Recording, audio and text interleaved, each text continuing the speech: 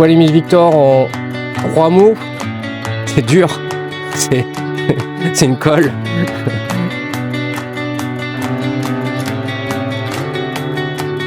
Bonjour, je m'appelle Stéphane Dugas et je suis le co-scénariste d'une bande dessinée qui s'appelle La Soif de l'aventure, le tome 1 sur 4 de la biographie en bande dessinée de l'explorateur Paul-Émile Victor. Paul-Émile Victor, 1907-1995, un homme du XXe siècle, un explorateur, un ethnologue, un écrivain, un dessinateur, un voyageur, un entrepreneur, un défenseur de la nature, bref, un homme aux 1001 vies. Et avec cette bande dessinée, que je signe le scénario avec Stéphane Niveau et dont les dessins sont signés Laurent Seigneuret et la couleur François Fleury, c'est aux éditions du Séquoia.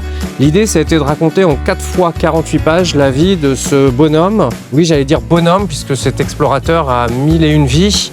Il traverse donc ce XXe siècle et son destin est assurément romanesque. Son destin est assurément celui d'un homme avec des convictions très fortes, d'un explorateur spécialiste du Groenland avant-guerre, spécialiste des Inuits qu'on appelait les Esquimaux, donc avant-guerre, où il a passé du temps, il a hiverné, il les a étudiés, il les a dessinés, il les a aimés, on peut dire.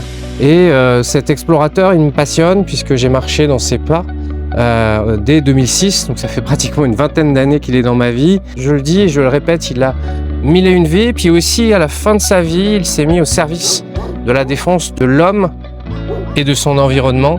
Toujours est-il que cet homme du XXe siècle nous raconte donc ce XXe siècle, nous raconte hier, nous raconte surtout aujourd'hui, nous raconte demain.